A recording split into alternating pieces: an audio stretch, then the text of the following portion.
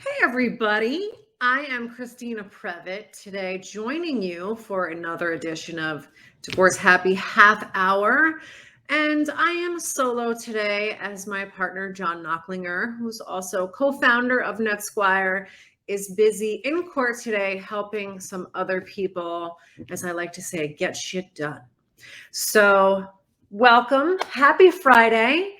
And today I want to talk about something sort of more general and an experience that I had recently when I was talking to a therapist who does marriage counseling and individual counseling for people that may be thinking about divorce or having marital difficulties. And I want to talk about it because this person said something that was a little troubling for me. And as you may know, if you've been watching us for a while, we really are trying to change the narrative behind divorce and the way that the public thinks about and talks about divorce. We all have this tendency to look at divorce like it's a failure. Like, if your marriage does not make it to death or, old age, that you have somehow failed.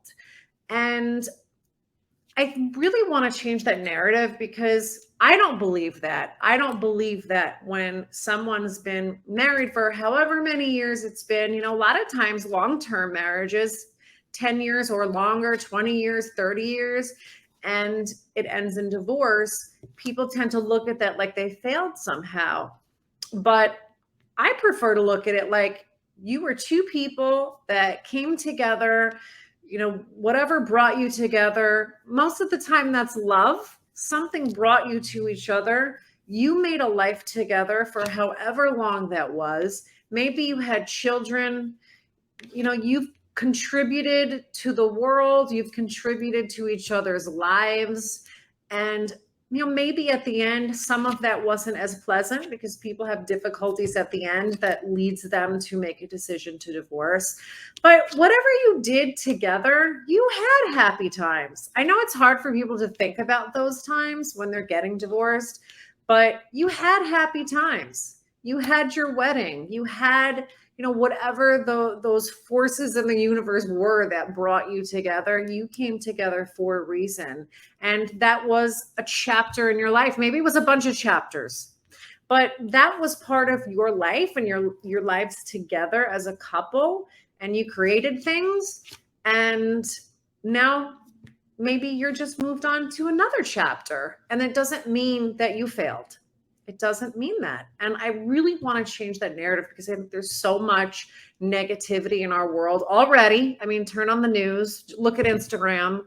They have this thing called doom scrolling now. I don't know if you've heard of that. I just heard about it, where people just look on the internet almost like for bad things, like something bad. Like we need to see that there is misery in the world. But you know what? There isn't always misery in the world. And sometimes the best thing that people can do for themselves and for each other and for their family is to get a divorce. If you're in a situation where there's a lot of misery, a lot of unhappiness, negativity, resentment, whatever it is, whatever that looks like for you, why is it better to stay in that just so you can say, well, we're not divorced, we're still married? That just seems silly to me. I mean, gone are the days when we all died when we were in our 40s, right? Like we live a long time, most of us. The life expectancy is someplace around 85, something like that. You don't have to stay in a situation that's making you and everyone around you unhappy. So I'm kind of going off on a tangent, but it is related to what I wanted to talk about. And it was specifically this psychologist who, she was asking me what I do. I was at a New Jersey Psychological Association event, and I had a table because we're trying to get the word out about Netsquire and what we do. And so we were surrounded by a bunch of therapists. And this one lady said something like, I would feel weird or wrong referring someone to you because isn't that admitting that we failed? And she was also including herself in that somehow if she did not help these people fix their marriage, that she had somehow failed too. And I just, that's really what I want to focus on is that perception that you failed. I think that if you stay in an unhappy situation that's really toxic for everyone involved, I think that's the failure. We weren't put on this earth to all be miserable. You know, Unhappiness and suffering is part of life, but so is happiness and growth. And if you aren't feeling that anymore as a couple, it's really okay for you to give yourself permission to end that relationship. And really, where the sadness comes in is when people aren't able to be respectful to each other when they're doing that. And still treat each other with the same respect that you did the day you got married. Maybe you've changed over the years. Maybe what you both want in life or in a partner has changed, but that doesn't make anybody a bad person. It just means that you're not compatible anymore. And, your kids are much more resilient than you give them credit for. They will follow your lead. So if mom and dad or mom and mom or dad and dad are fighting with each other and they're being disrespectful and just mean to each other, that is what is hurtful to the kids.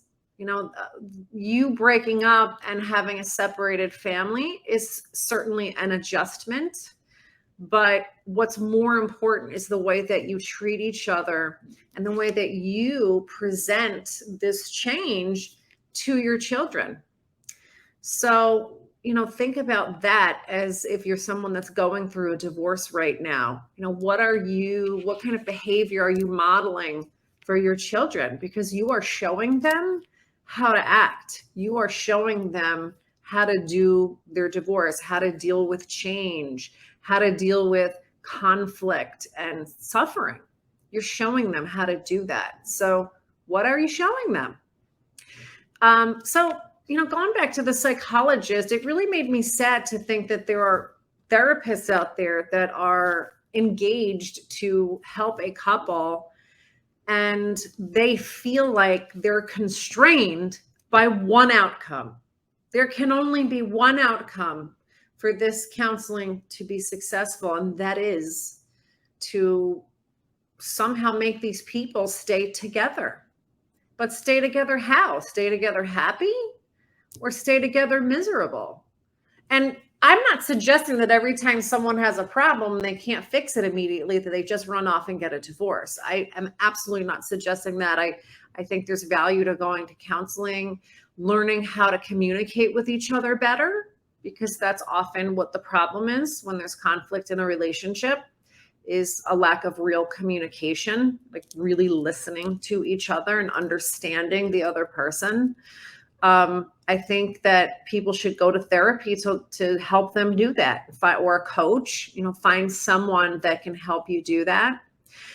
But let's face it, sometimes there are times when people are just not compatible anymore. They're not happy with each other, and there is no amount of therapy that's going to fix it. So then what?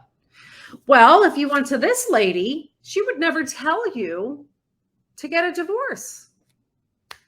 And I don't find that helpful. I don't find that helpful for a family. So that's what we do at Netsquire. Our motto is to, help people take the stigma out of divorce so that people can feel better when they do need to leave a marriage, and they can do that in a respectful and peaceful way. I actually have clients that do that. We have clients at Netsquire that are actually friends. That might be hard for people to believe, but they are. And the same way that they made decisions as a family when they were together in a marriage is the same way that they make decisions when they plan their divorce and plan how they're, going to live as a family when they get a divorce. How are they going to help each other? How are they going to be there for their kids? And it's really important that people do that for their kids, if you have children in your case. But people do it. So I know it's fun to, watch like the War of the Roses and movies like that where they literally cut the house in half, but you really don't have to divorce that way. There are people that don't divorce that way. So let's change the narrative. Let's help each other be kinder to each other. It might sound really corny, but be kinder to each other. There are people doing it. You don't have to have that big, ugly, nasty divorce if you don't want it. So, for the people that do have that kind of divorce, it's because you want it. That might be hard to hear.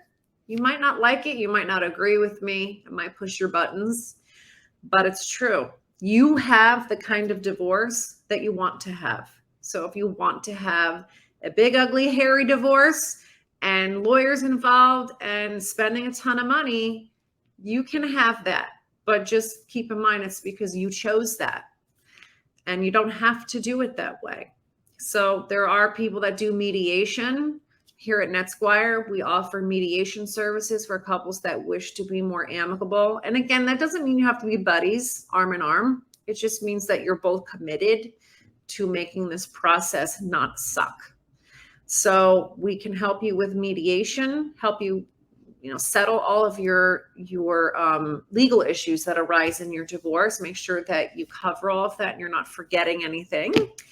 And if you don't need mediation, maybe you already know how you want to resolve things. We can help you with that too by doing all of your paperwork and filing everything for you so that you don't have to figure out how to do that. So if you want more tips like this, please come back here every Friday at 12:30 p.m. Eastern Standard Time. You can also watch our podcast on Divorce Happy Hour. You can watch that on YouTube. And you can also go to this Facebook page and watch the replays. Or you can just find us wherever you listen to podcasts and look us up on Divorce Happy Hour podcast. And if you want to find us on social media or just reach out to us, DM us with topics that you want to hear about, or if you're just interested in learning more about what Netsquire does and how we might be able to help you, you can find us on Instagram, Facebook, all the platforms at Get Happy Divorce. And with that, I will leave you. I hope that you have a peaceful day, a wonderful weekend. And I hope that for those of you that this is relevant to, I hope that maybe this sparked some thought for you and will help all of you see divorce perhaps in a different light. So talk to you next week.